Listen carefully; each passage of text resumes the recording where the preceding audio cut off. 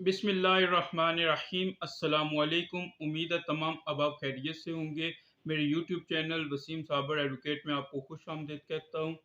آج ہم بات کریں گے آزاد جموں اینڈ کشمیر میں جو 24 اکتوبر 1947 سے لے کے ایکٹ 1974 تک کس طرح کا نظام حکومت تھا۔ ایک بہت اہم سوال ہے جو کہ گزشتہ دنوں جو سپریم کورٹ کے لائسنس ہوا ہے اس میں بھی یہ سوال کیا گیا ہے۔ اس سے پہلے بھی یہ جو سپریم کورٹ کے لیے فٹنس ہوئی تھی، ہائی کورٹ نے فٹنس ٹیسٹ لیا تھا، اس میں بھی یہ سوال کیا گیا ہے۔ ریاست جموں اینڈ کشمیر جب یہاں پہ برطانوی راج تھا برصغیر پاک و ہند میں، تو اس وقت 560 ریاستوں میں سے سب سے بڑی ریاست تھی جس کو خود مختاری کی سند حاصل تھی۔ معاہدہ امرتسر کے تحت انگریزوں نے ڈوگرا راجہ گلاب سنگھ کو 75 لاکھ نانک شاہی کے عوض اس ریاست کو فروخت کر دیا اور یہاں پہ ڈوگرا راج قائم ہو گیا، جو ڈوگرا راج 1947 تک قائم رہا۔ ڈوگرا راج کے دوران بھی یہاں پہ ایک قانون ساز اسمبلی موجود رہی جس میں کے انتخابات ہوتے رہے، جس کے انتخابات 1934، 1938 اور 1946 میں ہوئے۔ 3 جون 1947 کو جو تقسیم برصغیر کا ایک منصوبہ تھا جس میں پاکستان اور انڈیا الگ الگ دو ملک بنے، اس وقت جو آزاد ریاستیں تھیں ان کو اختیار دیا گیا کہ وہ جس ریاست میں چاہیں شامل ہو جائیں۔ مسلم اکثریت والی ریاست جموں اور کشمیر کو ڈوگرا نے مسلمانوں کی اور اکثریت کی رائے کو مسترد کرتے ہوئے اس کا الحاق بھارت کے ساتھ کر دیا۔ 24 اکتوبر 1947 کو یہ خطہ کچھ آزاد ہوا جس کو آزاد جموں اینڈ کشمیر کہا جاتا ہے۔ اس میں آزاد جموں اینڈ کشمیر حکومت قائم کی گئی جس کا مقصد جو آزاد خطے ہیں ان کی تعمیر و ترقی اور مقبوضہ کشمیر کی آزادی کے لیے جدوجہد کرنا تھا۔ 24 اکتوبر کے بعد جو نظام حکومت قائم ہوا اس کے لیے حکومت کا نظام و انصرام چلانے کے لیے رولز آف بزنس بنائے گئے۔ ان قواعد کی روح سے صدر ریاست جو تھے وہ انتظامی اختیارات کے سربراہ تھے اور ان کو قانون سازی کا اختیار تھا۔ عدالتی نظام کو بحال کیا گیا۔ کورٹس اینڈ کوڈ لا 1948 کے نام سے ایک خصوصی قانون وضع کیا گیا جس میں کچھ ترامیم کرنے کے بعد 1949 میں اس کو نافذ العمل کیا گیا۔ ریاست میں دیگر عدالتوں کی طرح ہائی کورٹ کا قیام عمل میں لایا گیا۔ اسلامی قوانین کے نفاذ کے لیے مغربی پنجاب میں نافذ العمل قانون شریعت یہاں پہ رائج کیا گیا۔ ضابطۂ فوجداری، ضابطۂ دیوانی، قانون شہادت، ضابطۂ تعزیرات، پولیس ایکٹ، اسلحہ ایکٹ معاملہ زمین اور اس کے علاوہ قانون مظاہرات اور دیگر جو قوانین تھے جو اس وقت مغربی پنجاب میں رائج تھے ان کو اڈاپٹ کیا گیا آزاد کشمیر میں بھی۔ اس کے علاوہ ڈوگرا راج کے جو کچھ قوانین تھے ان میں سے تقریباً 93 قوانین ایسے تھے جن میں سے کچھ ترامیم کرنے کے بعد ان قوانین کو بھی ریاست کے نظام میں چلانے کے لیے شامل کیا گیا۔ اس کے بعد 1956 میں قواعد کار میں تبدیلی کی گئی اور ان کو دوبارہ نافذ کیا گیا جس میں پہلے کی طرح عدلیہ، مقننہ اور انتظامیہ کو الگ الگ کیا گیا۔ 1957 میں تیسری بار ان میں رولز میں کچھ تبدیلی کی گئی۔ 1960 میں عبوری آئین کے طور پر جو مؤثر رہے۔ 1947 سے لے کے 1960 تک جو نافذ العمل طریقہ تھا انتخاب کا صدر کے، وہ اس طرح تھا کہ جو بھی شخص جس کو ایک مسلم کانفرنس کی ورکنگ کمیٹی تھی، جس شخص پہ اس کا اعتماد ہوتا وہ اس کو صدر منتخب کرتی اور وہ صدر نامزاد ہوتا۔ 1960 میں اس صدارتی نظام کو تھوڑا سا تبدیل کیا گیا۔ 1960 میں آزاد جموں اینڈ کشمیر میں بلدیاتی نمائندوں کے ذریعے انتخاب کا نظام رائج کیا گیا۔ اس کے ساتھ ساتھ ایک کونسل تشکیل دی گئی جس میں انتخابات میں بلدیاتی نمائندوں کے ذریعے عمل میں لایا جاتا تھا۔ کونسل کل 24 اراکین پر مشتمل تھی جس میں سے 12 اراکین جو تھے ہمارا جو آزاد جموں اینڈ کشمیر ہے اس میں سے تھے اور 12 اراکین جو ہمارے مہاجرین مقیم پاکستان ہیں ان میں سے منتخب کیے جاتے تھے۔ یہ طرز حکومت بھی تقریباً 4 سال تک رہا، طرز انتخاب بھی 4 سال تک رہا۔ 1964 میں آزاد جموں اینڈ کشمیر ایکٹ نافذ کیا گیا۔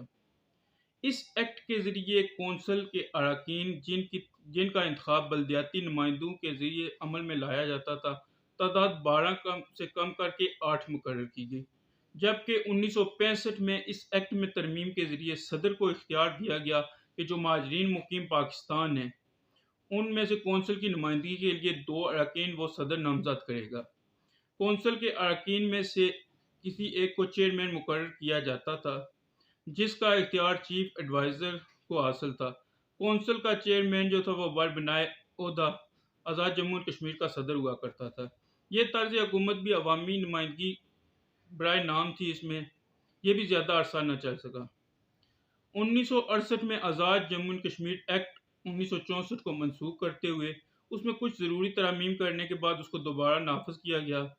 اس قانون کی روح سے کونسل کے اراکین کی تعداد 12 مقرر کی گئی، جن میں سے 8 آزاد جموں و کشمیر میں سے اور باقی 4 کی نامزدگی چیف ایڈوائزر کے طرف سے مہاجرین مقیم پاکستان میں سے کی جاتی تھی۔ کونسل کا چیئرمین کونسل کے اراکین منتخب کرتے تھے جو بربنائے عہدہ ریاست کا صدر ہوتا تھا۔ یہ نظام حکومت بھی بہت قلیل عرصہ چلا اور 1969 میں عبوری حکومت قائم کر دی گئی۔ 1970 میں آزاد جموں و کشمیر میں حکومت ایکٹ 1968 کو منسوخ کرتے ہوئے نیا گورنمنٹ ایکٹ نافذ کیا گیا۔ اس ایکٹ کے ذریعے آزاد جموں و کشمیر میں بڑی آئینی تبدیلی واقع ہوئی اور بالغ رائے دہی کی بنیاد پہ ایک نظام متعارف کرایا گیا۔ آزاد جموں و کشمیر کی تاریخ میں پہلی بار مجلس قانون ساز اسمبلی یعنی کہ لیجسلیٹو اسمبلی قائم کی گئی۔ صدر کا انتخاب بالغ رائے دہی کی بنیاد پر کیا گیا۔ مجلس قانون سازی جو لیجسلیٹو اسمبلی تھی اس کے اراکین کی تعداد 25 مقرر کی گئی، جس میں سے ایک اسپیشل نشست جو تھی خواتین کے لیے مقرر تھی۔ صدارتی طرز حکومت کوئی 4 سال تک چلتا رہا، جس کے بعد پارلیمانی طرز حکومت متعارف کرایا گیا جو گزشتہ کئی دہائیوں سے ابھی تک تسلسل کے ساتھ چل رہا ہے۔ اس کے بعد ایکٹ 1974 کا نفاذ کیا گیا، جس میں حسب ضرورت اس وقت تک تقریباً 14 ترامیم ہو چکی ہیں۔ ایکٹ 1974 میں آزاد جموں و کشمیر میں پہلی بار پارلیمانی طرز نظام حکومت قائم کیا گیا۔ حکومت کے دستور کے لیے آئین کا لفظ پہلی مرتبہ استعمال کیا گیا۔ اس ایکٹ کے تحت صدر ریاست جو تھا وہ ریاست کا آئینی سربراہ مقرر ہوا، جبکہ وزیر اعظم ریاست کا منتظم اعلیٰ مقرر ہوا۔ مجلس قانون ساز کے جو لیجسلیٹو اسمبلی تھی اس کے اراکین کی تعداد ابتدائی طور پر 42 مقرر کی گئی، جن میں سے 40 نشستوں پر انتخاب بالغ رائے دہی کی بنیاد پر براہ راست ہوتا، جبکہ 2 خواتین بذریعہ نمائندگی مقرر کی گئی۔ بعد میں مخصوص نشستوں میں 6 مزید نشستوں کا اضافہ کیا گیا۔ اس طرح خواتین کی نشستیں جو تھیں وہ 5 ہو گئیں، ایک علماء مشائخ کی ہو گئی، ایک اوورسیز کشمیری جو ہیں ہمارے بیرون ملک ان کی ہو گئی اور ایک ٹیکنوکریٹ کی تھی۔ بعد میں یہ 13ویں ترمیم میں جو ہوئی ہے اس میں یہ اب 53 جو ہو گئی ہیں اسمبلی کی نشستیں، اس میں 45 جو ہیں وہ براہ راست انتخاب کے ذریعے آتے ہیں، 5 خواتین کی اور ایک ٹیکنوکریٹ، ایک علماء مشائخ اور ایک اوورسیز کشمیری کی ہے۔ موجودہ جو عبوری آئین ہے اس کے تحت وزیر اعظم کا انتخاب مجلس قانون ساز کے ممبران کے ذریعے کرتے ہیں اور صدر کا جو بھی انتخاب ہے وہ بھی ممبران اسمبلی ہی کرتے ہیں۔ اس سے قبل 13ویں ترمیم سے پہلے جو تھا وہ کشمیر کونسل کے ممبران اور اسمبلی کے ممبران اس کا صدر کے انتخاب میں ووٹنگ کرتے تھے۔ اب یہ 13ویں ترمیم کے بعد صرف اختیار یہ اسمبلی کے پاس ہے۔ اس دوران ایک اور بھی معاملہ ہوا جب پاکستان میں 1977 میں مارشل لاء لگا، تو 1977 سے اگست 1977 سے لے کر 16 جون 1980 تک عبوری آئین جو ہے وہ ایک ہنگامی حکم کے تحت معطل رہا، اور یہ دوبارہ جو آئین بحال ہوا وہ 17 جون 1985 میں دوبارہ منتخب حکومت ہوئی، تو اس کے تحت اب تک یہ کامیابی سے چل رہا ہے۔ امید ہے یہ آج کی ویڈیو آپ کو پسند آئے گی۔ ویڈیو پسند آئے اس کو لائک کیجیے گا، شیئر کیجیے گا، اگر چینل پہ نئے ہیں تو چینل کو ضرور سبسکرائب کیجیے گا۔ انشاءاللہ پھر کسی نئے ویڈیو کے ساتھ آپ کی خدمت میں حاضر ہوں گے، تب تک اللہ حافظ۔